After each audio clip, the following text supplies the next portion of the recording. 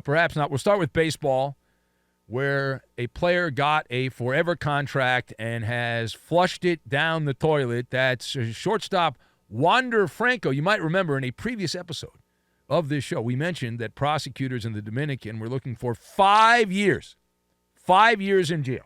And we had pointed out 5 years in jail. He'd still be young enough to come back and play baseball. Well, Franco was found guilty of sexual abuse of a minor in the Dominican Republic. He was apparently stooping his 14-year-old girlfriend, and he was 21 at the time, and the judge handed him, this is the wild part, handed him a suspended 2-year prison sentence. So he's not going to jail. He got a suspended sentence unless he, if he keeps his nose clean, walks the line, he'll not go to jail.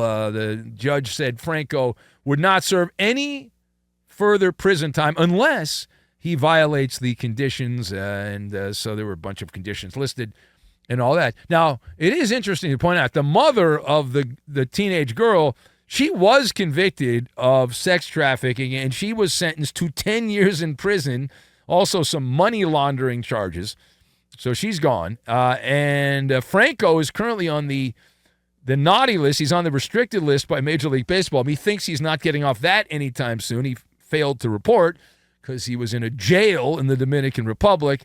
So let us discuss the question, how are things looking for Wander Franco and him ever playing again in Major League Baseball? So on this one, I've got Geiger Counter, Back Alley, and Dinner Theater Show.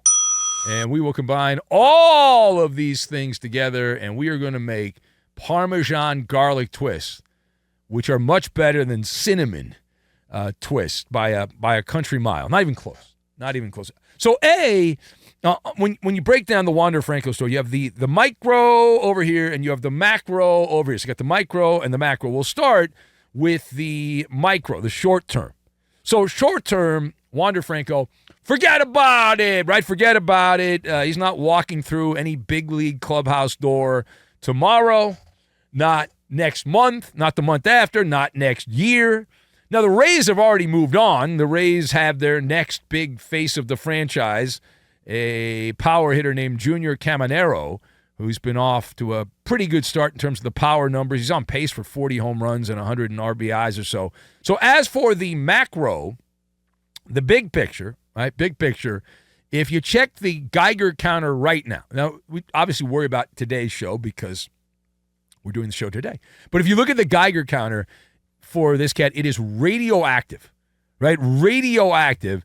Now, we are told that Wander Franco is likely not going to be able to receive a work visa in the United States because of his conviction. Even though he's not going to jail, suspended sentence, he's not going to be able to get a work visa. Now, the question is that for 2 years or is that for the rest of time?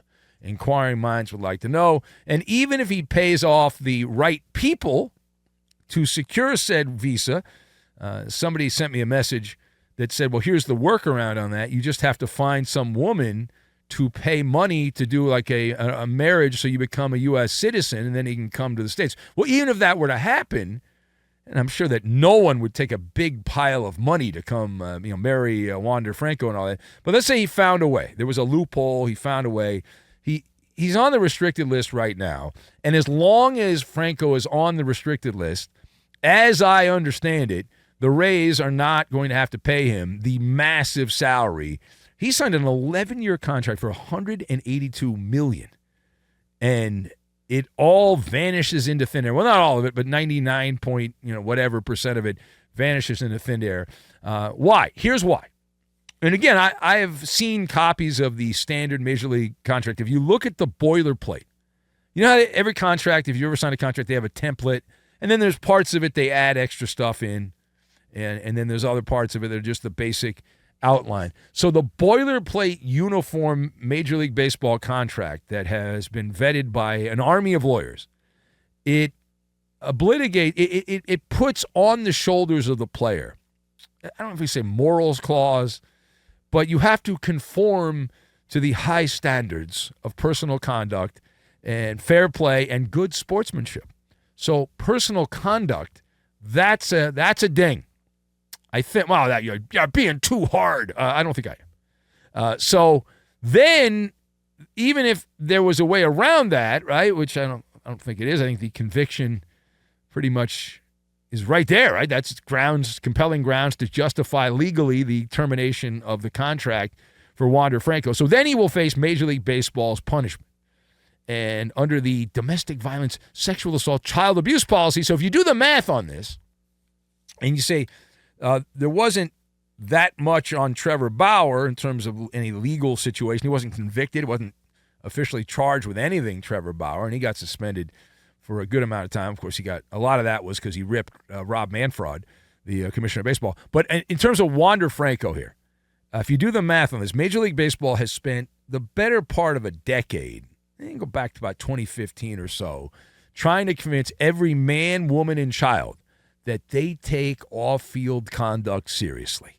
And so Wander Franco, his Major League Baseball career is on life support. It's already essentially flatlined at this point. The only thing left is to sign the death certificate. Now, could things change? Could the outlook on certain things change? Could someone, some rogue owner buy a baseball team in 4 years from now say, hey, Wander Franco's not even 30?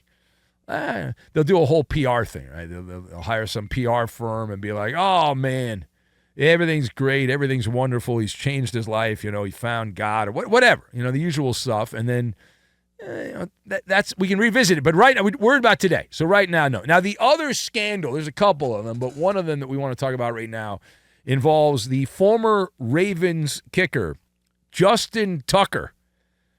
And, how'd that go? Well, Justin Tucker has been suspended for playing touchy-feely in the massage parlor the first 10 weeks of the 2025 regular season.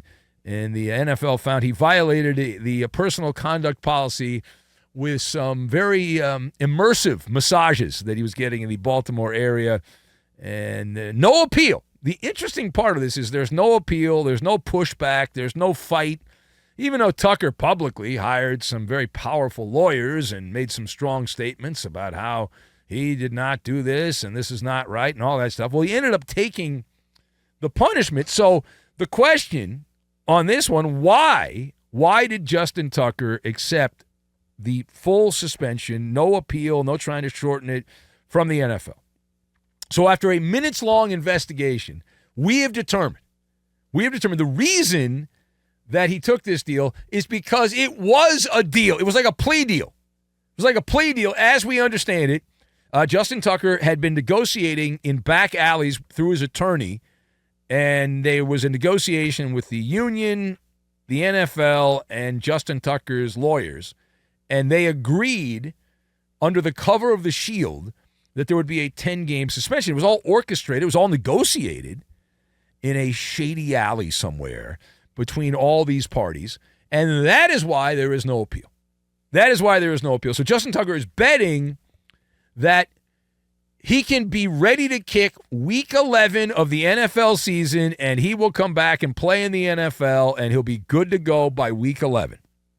The key for him, the odds aren't great for him, but he's got better odds playing in the NFL than Wander Franco does in baseball anytime soon, because he's not really a player. The kickers are not players, right? They're something else and all. He's 35. He's coming off the worst season in the NFL, contaminated and all that stuff. However, you and I both know when Week 11 rolls around, inevitably there will be at least a couple of kickers in the NFL for teams that are projected to be playoff teams, and one will go, wow, what happened to my hammy? The hammy went whammy. And so they'll need a kicker. And then another will start missing chip shot extra points, and then that team will need a kicker. And then suddenly Justin Tucker's phone, his agent's phone, will be blowing up there, and it'll be like a Black Friday sale, and can we please get our hands on Justin Tucker and all that stuff. And the NFL, every time I have done a monologue saying this guy's never going to play in the NFL again, they play in the NFL again. With very few exceptions, right? Very few exceptions, and it's not exactly the NFL, a Boy Scout jamboree. Shout out Ray Lewis. Where's the white suit, Ray? Where's the right suit? Where is it, Ray? Ravens linebacker, a statue They like giving statues out. Well, doesn't Justin Tucker have a statue in Baltimore? Man, Leonard Little, drunk driver, killed a woman. He played in the NFL for the St. Louis Rams. Aaron Hernandez, he had apparently, if you believe the reporting there at Florida in college, there was some cases they alleged on the internet that he had killed people in college, played in the NFL, and then I guess the third person you killed, I guess they get you on that and all that. And then Deshaun Watson. He in the middle, everyone knew what he had done. The Browns still gave him this redonkulous contract. He didn't kill anybody, though. All right, now, last word. So another scandal. To Florida we go. And this one took a wild, wild turn. So if you remember back in February in the Bayou at Super Bowl 59, the halftime performer was arrested in Louisiana today, or I guess yesterday now. So this guy ran on the field. Remember that horrible halftime show with Kendrick Lamar? I was out getting snacks, but I'm told it was bad. So the guy was waving like a free Gaza flag and, big activist dude. And so state police charged him with resisting an officer and disturbing the peace. Like 4 months later, they just randomly, all right, we're going to charge you. Now, the NFL's issued a lifetime ban on all events. Again, you know how I feel about lifetime bans. The NFL does use, they use 1984 technology, Orwellian technology when you go to NFL games. And your photo is saved there, and they put it in a database and all that stuff. So the NFL, that actually might work because the NFL security, they go next level. It is a full police state at NFL games, and it's been that way for several years. But this is the interesting plot twist is not that some whacked out activist got on the field during halftime and all that. The bizarro world element here is this guy, and we're not naming him because who cares? But he alleged that he's the guy that allegedly got shot by Antonio Brown. Remember that celebrity boxing brouhaha that led to a shooting back in May, and just recently Antonio Brown was charged with attempted murder. There was a bullet that grazed the neck of this activist, and this is the guy. And so Antonio Brown claims he fired the gun in self-defense after attempting to stop a robbery. And on social media, Antonio Brown, very active, he broke his silence, although he's not been very silent. He went on there and laid out his side of the story. He says this guy, the NFL just, Louisiana cops arrested, this guy, according to Antonio Brown, is a fraud, liar, stalker, and criminal. I'm quoting Antonio Brown from social media. He was arrested in 2022 for stealing 6 figures of jewelry from me. Now, according to Brown, Antonio Brown says his history with this bad actor did not start at the Super Bowl, nor even with the recent shooting incident in Miami. So, do these new revelations change things for Antonio Brown? So I'm going to nod my head yes on this, and here's why. I understand everything's on tape, and so you'll just go to a bunch of cell phone and HD cameras and say, okay. So it certainly, for me, it moves it more in Antonio Brown's favor. Like this cat accusing Antonio Brown appears to be a total wackadoodle, just completely unhinged from what I've been reading on the internet. So maybe, just maybe, there's a silver bullet, if you know what I mean, for Antonio Brown on this one, and that he's not the villain, which initially it looked like. Although somebody even initially is like, well, somebody grabbed his chain and he grabbed somebody else's gun, which is not allowed, but he did it, and it was robbery and all that stuff. So Brown, if you follow him, the last, how many years has it been? Like 3, 4, 5 years, Antonio Brown has turned his post-NFL playing career into a one-man dinner theater show. Cirque du Chaos is the life of Antonio Brown.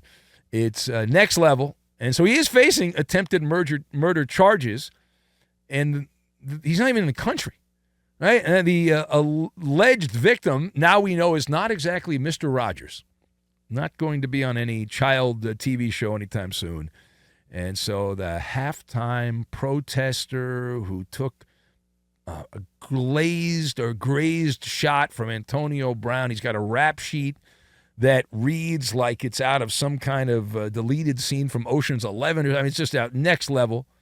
And, yeah, we'll see. Brown says, hey, I was jumped, and I was robbed, and I acted in self-defense. And then the argument's going to be, well, if the guy was running away from you, you're not in self-defense and all this stuff.